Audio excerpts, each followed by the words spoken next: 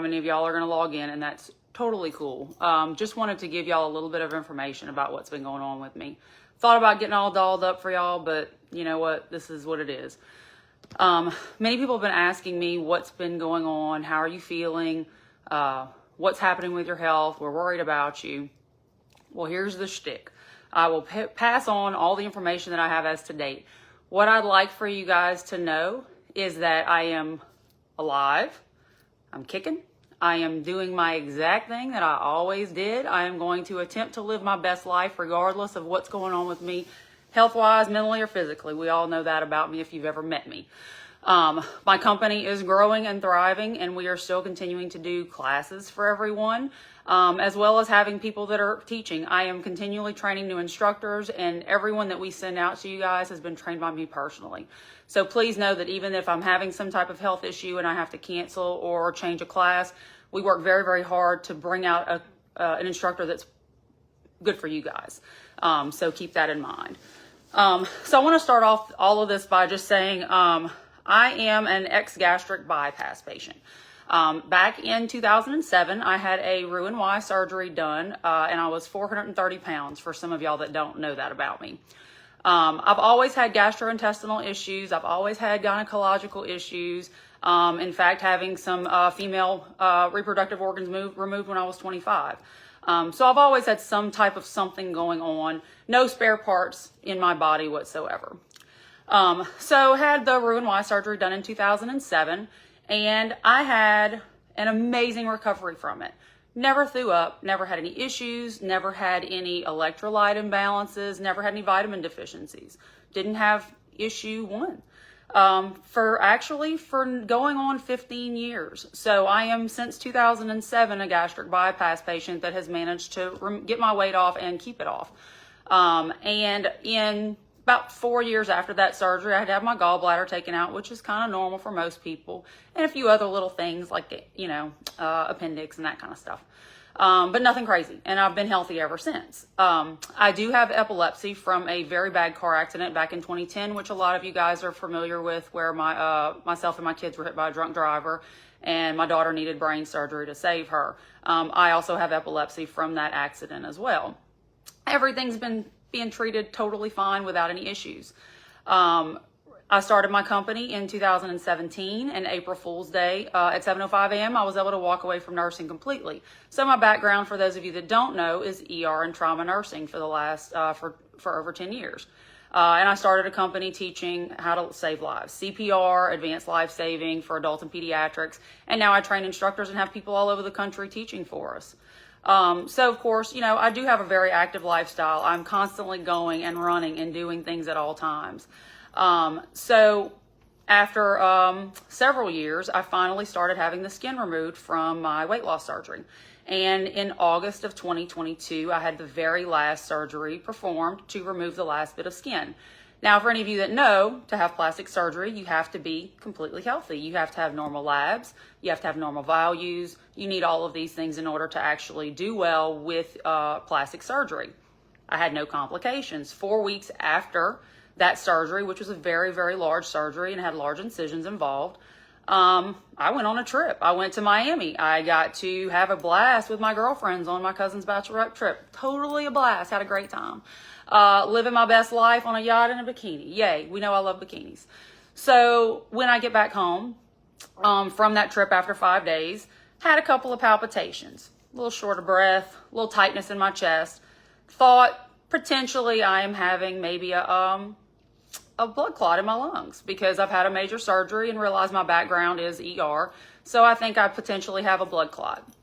So as any good ER nurse does, I completely ignored the symptoms and blew it off. A couple of days later, my dog actually laid down on me in the middle of the night as hard as he could, and he was able to get my heart rate to come down from about 190 back into a normal range, which again, I blew that off. I have a history of one round of SVT back in 2004, 3 or 4, and that was it. Never had it again, but I was also 430 pounds at the time, so that's one of those things that I actually kind of blew off. And I thought, yeah, shouldn't be anything major. I'm probably dehydrated. Make sure I get a little extra fluids tomorrow. I'll be fine. So I continue about my life and living, right? I go to my office about a week later, and I have a client that's on her way. And the first thing I tell her when she calls is I said, hey, listen, when you get done, I'm probably going to go to the emergency room. And the client asked why. Well, I'm having chest pain.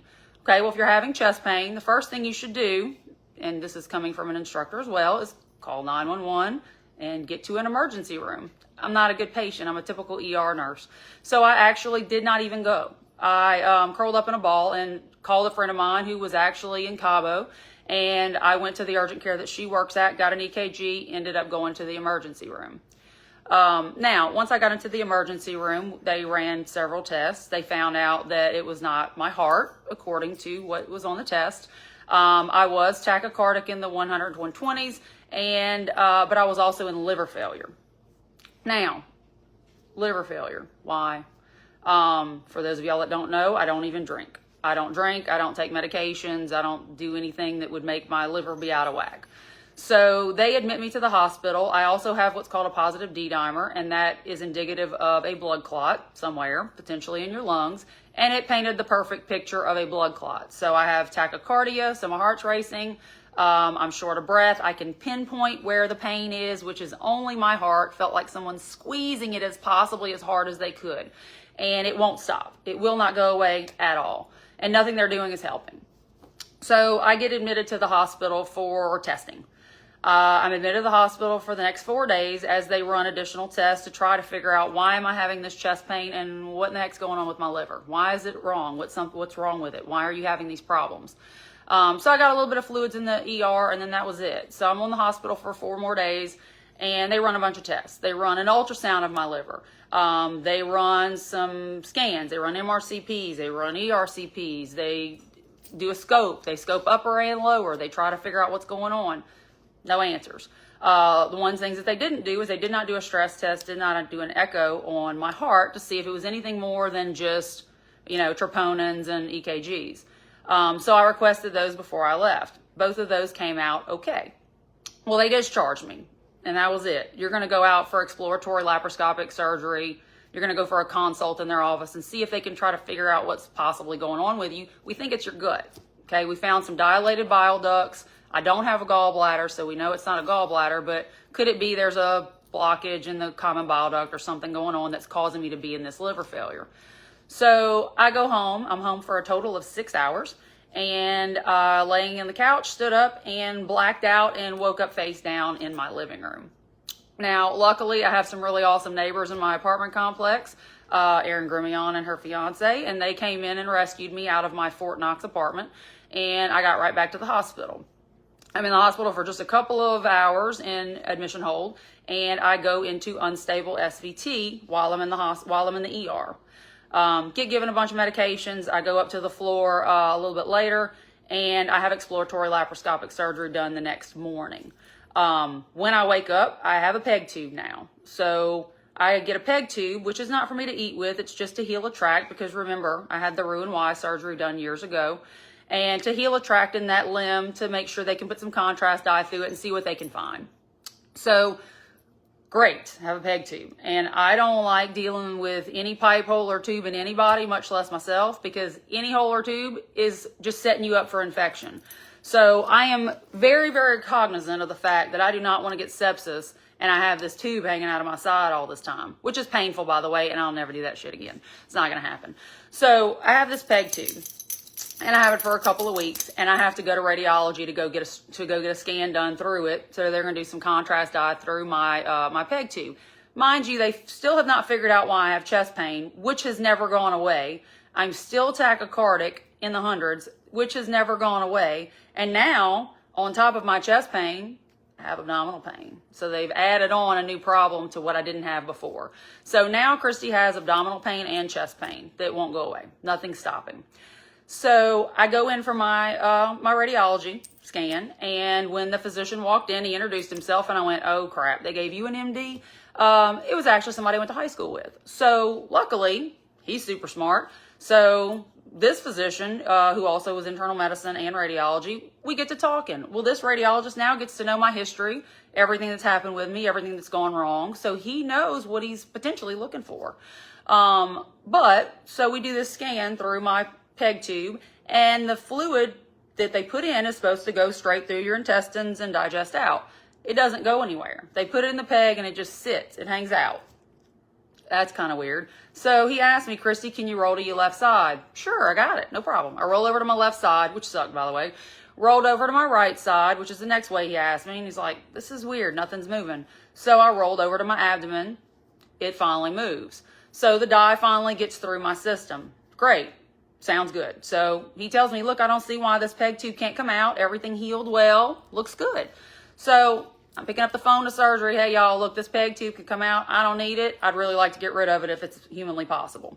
So, of course, at this point, my surgeon calls me in. I go in on Thursday, and they take the PEG tube out. Now, PEG tube's supposed to heal up and close off pretty quickly. So as soon as you put it in, it potentially should seal off and close. So we put a dressing on it. I laid there for a few minutes, and then when I sat up, just bile started spraying out of my side. Wasn't leaking, we're talking about hosing everything down. So we immediately put another pressure dressing on it, and me and the nurse practitioner are like, great, now what? So we leave that on for a little while. We take that dressing off, and then I hose bile all over out of my side again. And so we end up having to put a Foley tube into my side instead of a PEG tube in the office. So now I have a Foley bag hanging out of my left flank. It's fantastic. So I go home and hang out, and then the pain becomes excruciatingly painful where I cannot even breathe, and pain medication is not helping. So at this point now, we think I've potentially even perforated my bowel, because now we've had another foreign body put in and taken out, put in, taken out in the office, no imaging. We got to figure this out. So I go back to the emergency room, and now I have bile on the full interior lining of my abdominal wall. This is all around December, January-ish. So I have bile all in the internal lining of my abdominal wall. Now with that, not a lot you can do about that. So we clamp off the Foley, and I have that for a couple more weeks. And then at that point, we do another study through it. It looks good. We pull it out. I end up having an ostomy bag for probably about 4 or 5 days, just while my stomach tried to heal and it kept leaking out. So all of that goes away January, February-ish. So February, we'll kind of fast forward a little bit. I'm now about to be released by surgery because the PEG tube is out, the Foley tube is out. They can't really figure out much more, but now they have figured out in January, when I sprayed bile everywhere, what's wrong with me. I have something called superior mesenteric artery syndrome. What that is, it can either be genetic or anorexics can get it. Also, you need to consider that I've lost over 100% of my body weight. So typically kind of like an anorexic as well. Between your aorta and your SMA, which is this artery here, the SMA artery feeds all of your internal organs to your abdomen. Aorta, we know, feeds everybody. That should have an angle about 45 degrees. Well, when you have SMA syndrome, it's less than 25. So where it should be like this, it's like this. And there's organs and vessels that actually go in between those two vessels.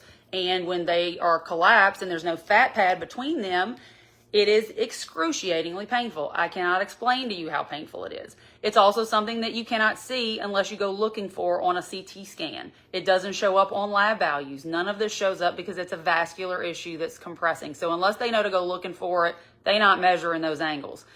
Most people present with vomiting, nausea, vomiting. They can't get rid of it. Can't get rid of this left chest pain, left-sided pain, left flank pain that won't go away. Can't figure out why, and they have this intractable vomiting and issues. Blood pressure can be low, it can be high, they can be tachycardic, they can have any number of other symptoms which mimic gastrointestinal issues, it mimics heart attacks, it mimics all kind of other stuff. So a lot of times this is getting overlooked.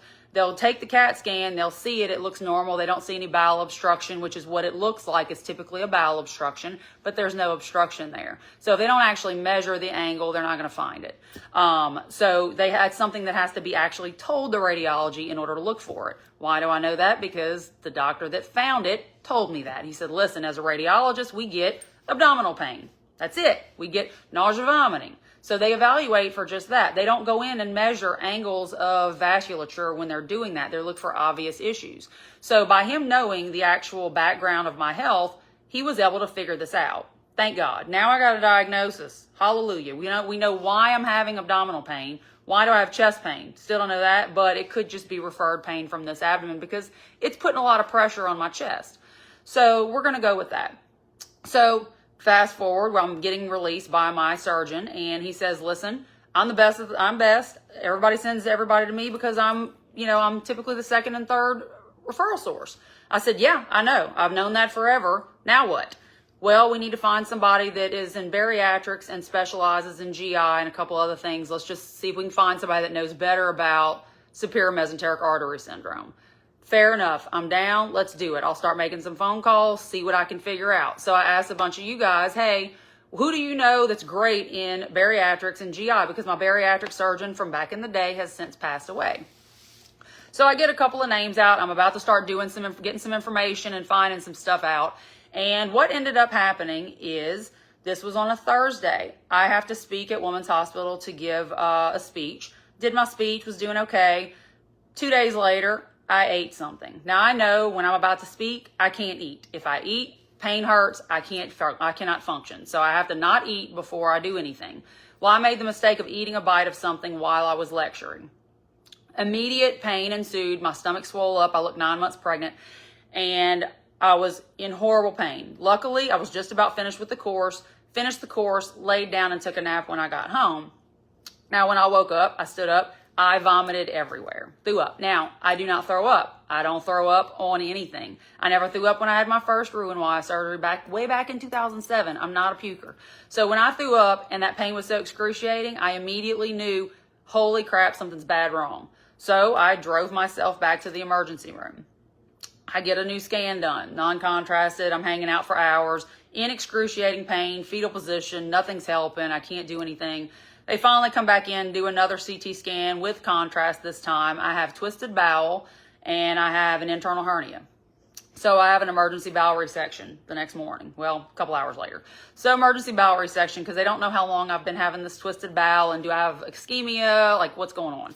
So they take me back to surgery again. I have section of my bowel removed, and now I'm going up to the floor to be admitted. So after I get out of PACU, I'm on the floor. They hammer me with so much narcotic pain medication that they blew out my pupil. So in 30 minutes, I got over 6 milligrams of Dilaudid. Right pupil completely blows. And the pain was so severe that I couldn't even breathe. And I'm still trying to function as a nurse because they're not taking care of me as a patient, and and they're not being nurses either. So I'm having to not only be my nurse, I'm having to be my patient, my nurse, and my doctor pretty much too, because I'm having to try to figure out what's wrong with me. So I'm trying to explain to them, I need y'all to take some vital signs on me, please. You shouldn't get that level of narcotics without some vitals. So at least get some vital signs and try to figure out what's going on. Well, long story short, I finally took my own vitals. I looked at my stomach. I look like I'm 9 months pregnant. It is rigid. There's no bowel sounds. So I force, and we get another CT scan of not only my abdomen, because I'm having severe abdominal pain, but also of my head, because I have a blown freaking pupil at this point. So CT of my head, CT of my abdomen. Turns out I actually had intussusception. So I had to go back in for a second bowel resection in 2 days. So realize at this point in October, I was in the hospital for 11 days. It is now February. I've been in the hospital for 7 days. No answers, just keep cutting me open and cutting stuff out. We don't know what's going on, and what has not resolved yet, nor been addressed, chest pain. Still have chest pain.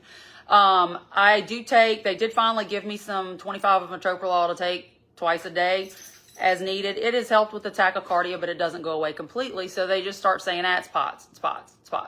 So I'm like, I really don't think it's POTS. I think something else is going on, but this is what y'all saying, whatever. This is what everybody knows. So we're going to go with that.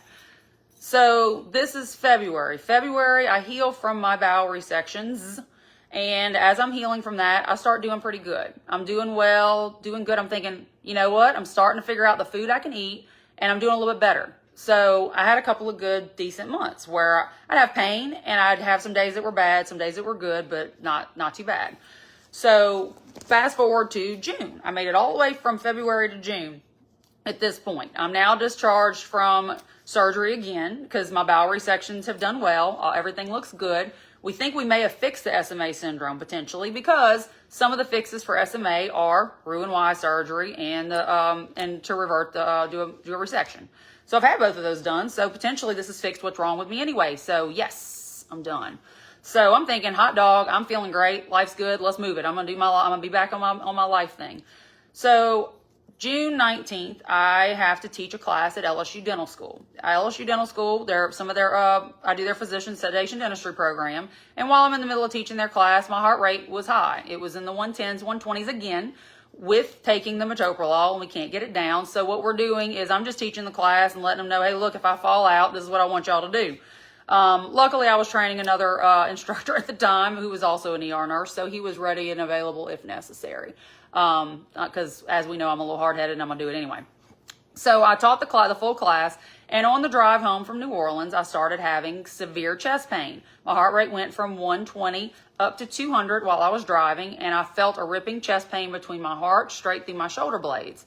Now, that is a sign that I'm potentially dissecting or having a major cardiac issue, so rather than driving myself all the way home, I pulled over and I went to Oshner, Maine in New Orleans.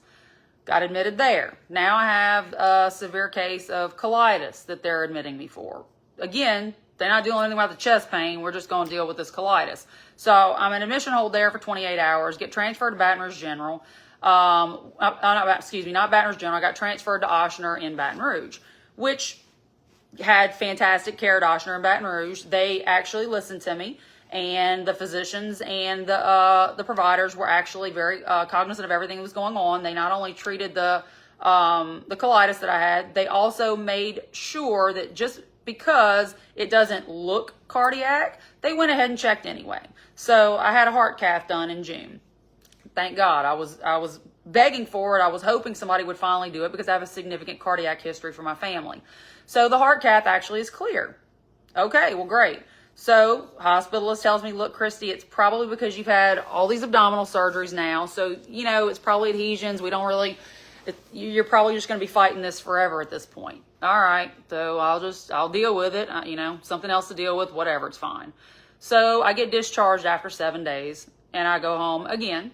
And a couple days later, someone asked me, with GI, says, hey, you mind if we look at your scans? It's a friend of mine who's also clients. No, please look at my scans, look at my labs, help me. I don't know what else to do. So after reviewing my scans, they were like, you need to come to the hospital and get scoped. Alrighty then, it's only been 2 days, but sure, why not? I'll haul it. So I head on and I go on to St. Tammany, which also, by the way, excellent care. So I get on to St. Tammany, I get my scope done, and we do all of these things with a fantastic GI group. And after the scope, they've done all the scans. They were able to get all the way down, top, bottom, side to side. They saw everything. And without a doubt, he tells me it is not your GI tract. They need to find out what it is. It is not GI. He goes, all I found was a 13 millimeter polyp. We just got to continue to do regular colonoscopies on you about every year to 3 years now. That's it. He said, but everything else looks great. You don't have ulcerative colitis. You don't have Crohn's. You don't have this. You don't have this and this. You don't have celiac. You don't have any of the things. Okay, great. So we've ruled something else out. Now I still don't have any answers. I still have chest pain, and I don't know what the hell's going on with me. So hospitalist there agrees to do a tilt table test on me to try to see if there's some crazy reason that my heart's acting stupid, just to see if we can get some answers. So this is July the 3rd. July the 3rd, they do the tilt table test. I lay down flat on this table. And in order to do a tilt table test, they lay you flat for 15 minutes and then they tilt you to 60 degrees to see how you're going to react, to look for SVT or something like that. So on the tilt table, I'm laying down flat for the 15 minutes. Within about 3 minutes, I couldn't stand it anymore. I was crying. I couldn't breathe. You could see my chest and my heartbeat pounding out of my chest. You could see it pounding in my throat. You could see my aorta pounding in my abdomen. And I'm like, how long do I have to do this? I can't keep doing this. It's miserable. And she said, well, just 15 minutes and we'll get you sitting up. I said, great. Okay, I'm good with that. As long as you get me tilted up, I can't lay flat. So they go from flat to tipping me up to 60 degrees. And as soon as I got to 60 degrees, my heart rate went from 65 to over 200. And I started blacking out and passing out on the table, and went directly into SVT. I'm like, I'm going to pass out. She's like, no, you're not. And they flipped me back down to the flat. I curled up into a left fetal position, managed to get my heart rate back under control within a couple of minutes, and then went back to the floor. So I had a very, very positive tilt table test. They told me it lasted about an hour. No, it lasted about 17 minutes, start to finish. And then they sent me home. They said, okay, go home. So you need to follow up with cardiology. You need to follow up with hematology because you're anemic. We don't know why. And go to your primary care doctor. So that was July 4th. My primary care doctor appointment's on the 6th. I walk into her office. She takes one look at me, and I'm gray, which actually today I'm getting there. I'm getting down to where you can tell I'm dehydrated again, because if you look, you can see my eyes are starting to turn black here, and I've got a little makeup on to cover it, but it's back to like it was. So I'm starting to get really dark and sunken in, which is usually when I start getting sick. Try to combat that, but there's not a lot I can do about it. So I go in, I'm completely gray, my blood pressure's low, heart rate's high, my feet are turning blue. She's like, well, you have to go back to the hospital. Just go back to the hospital. So from there, I go to another hospital, and when I get there, my labs look normal. I'm not in any pain, but my labs look normal, and my heart rate EKG looks normal. All that looks good, so they want to send me home. Now, I'm not putting out urine. Haven't put out urine in probably a good 12, 24 hours at this point. And I tell them that, but they're like, well, you're not in kidney failure. Everything looks fine. Okay, but I'm telling y'all, everything might look fine on the computer and in the book. Look at the patient. Look at the patient. Does your patient look healthy? Does your patient appear like they should go home? Luckily, there was 5 really, really amazing ER nurses there that day, and one of them is an instructor for me, and a couple of them knew me already, and they jumped up and down on the table screaming, no, this is not Christy. You need to admit her. Something's wrong with her. Admit her. Her doctor sent her here. Keep her. So they start fluids on me in the emergency room. I got a liter bag of fluids, still didn't go to the bathroom. I go up to the floor, I get 3 more bags of fluids, still haven't gone to the bathroom. Then we're talking at about 4 o'clock in the morning, I put out about 75 cc's. Now, for those of y'all that aren't medical, your body should naturally make 30 cc's of urine all the time, an hour, 30 cc's an hour. I didn't make any after 4 liters of fluid. I made 75 cc's is what I put out at 4 a.m. So at 6 a.m., I tell the nurse when she makes her rounds, hey, listen, I haven't made any urine. I've had them on 4 bags of fluid at this point. You might want to look. So we go to do a bladder scan. I have 22 cc's. That's it, 22, a whole 22. Haven't even made 100 cc's of urine after 4 bags of fluids. So that's definitely a big deal, right? My kidneys look like they're perfusing just fine, but where's the fluid going? I'm not overloaded. I'm not short of breath with that. I'm not getting fluid. I'm not getting any edema. Where's it going? What's happening? Obviously, my body needs it. It is needing these fluids. So at this point, we got a problem. Finally, we get cardiovascular involved, and thank God for these guys. They go, wait a minute, your blood pressure's super low, your heart rate's super tacky, even though you're on metoprolol. No, your tilt table test, we got to do something. So they immediately put me on a higher dose of the metoprolol. They put me on a medication to bring my blood pressure up. So I take that 3 times a day, and then I have to have an ultrasound and some other junk done. And then I'm going to be discharged home in a couple of days after they get to watch to see how I react from these medications. So I'm going to be discharged to go follow up with their physician in the office in like 2 days. So fast forward, I get out of there. I go to my follow-up with my cardiologist, who, by the way, he's fantastic. And I go in to see him, and I've known him for years. And the first thing he does is he looks at me and he goes, okay, yes, we're going to do this test. We're going to do an ultrasound of your pelvis. We're going to do an ultrasound of your liver. We're going to do a 2-week Holter monitor. We're going to do a CTA of your chest and pelvis. Okay, cool. Let's get it scheduled. So we start scheduling everything out. This has been about 3 weeks ago. I had my ultrasound of my legs done. And I had my ultrasound of my pelvis done. And then, as y'all know, I was wearing my cardiac monitor for 2 weeks. So the first scan gets done of my legs. So my legs get scanned. And she tells me it's going to last about an hour, about how long it's going to take. And I've had these before, so don't really think much of it. And as I'm having my ultrasound done, I'm used to it. Well, she tells me to do a couple of maneuvers that I've never done while I've had one of these tests done. So she tells me to squeeze my foot on the leg that she's compressing on. So I squeeze it, and I'm like, that's supposed to hurt up here in my side? She's like, that's weird.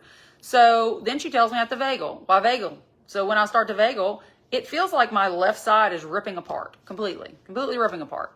I'm like, holy crap, I can't do this. This sucks. And I said, that's supposed to feel like that? And she's like, not really.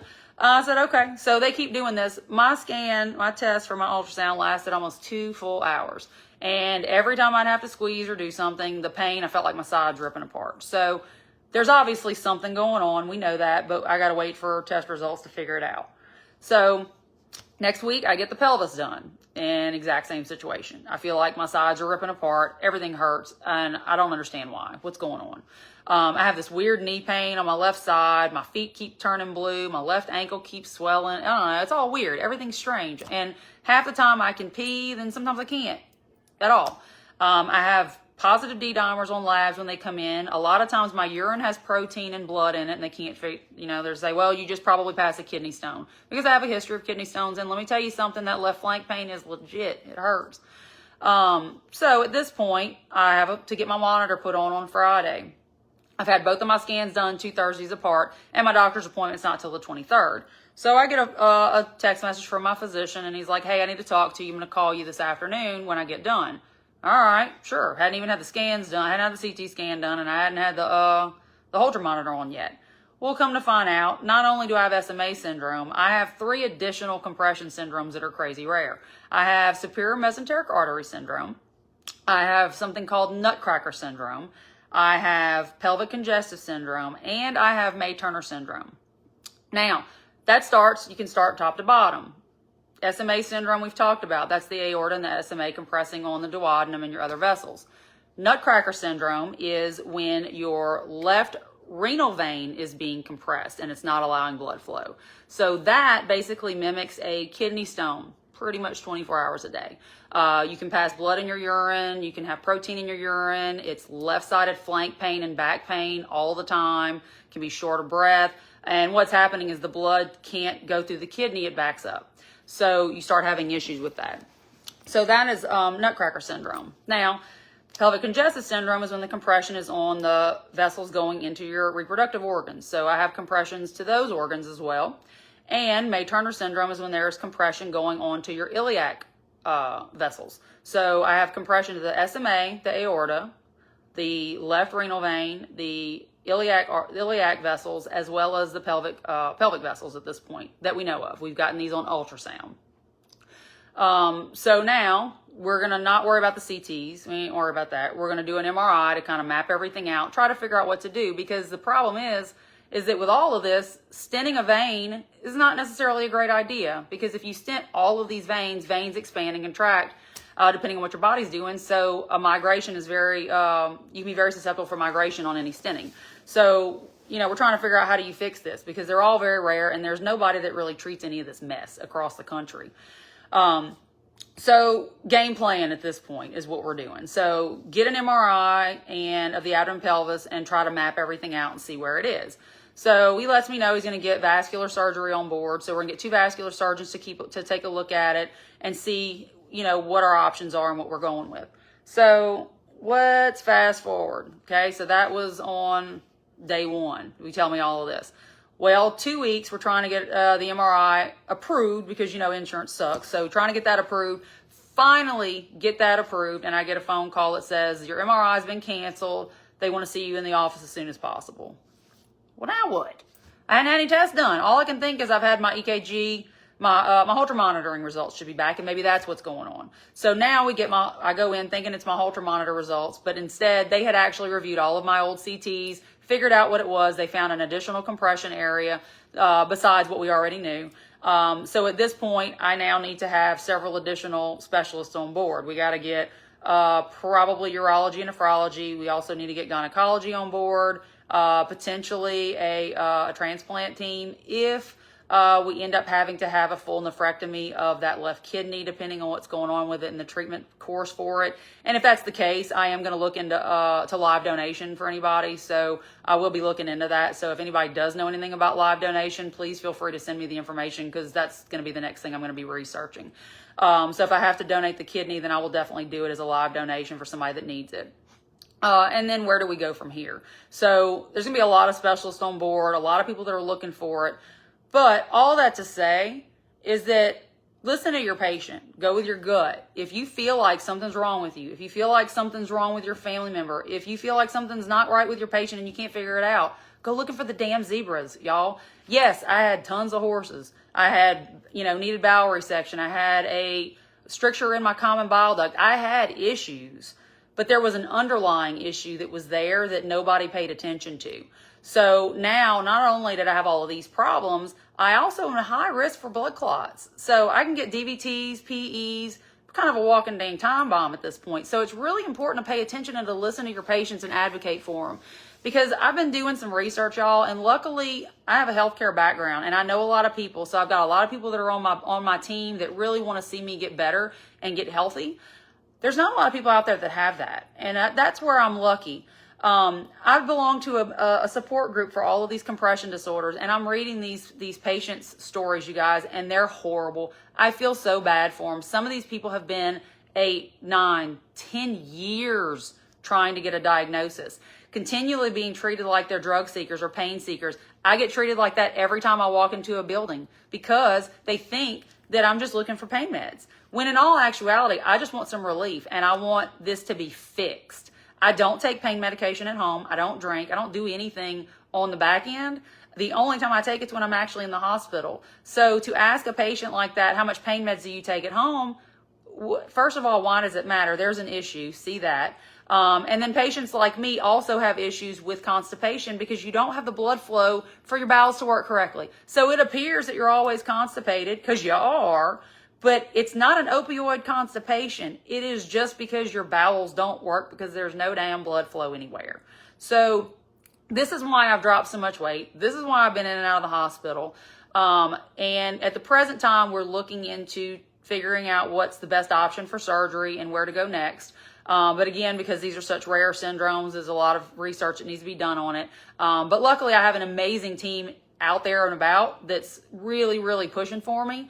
But I really wanted to just kind of tell everybody what's going on, mainly because I've been seeing more and more and more of people just like me that are having issues that's not being found.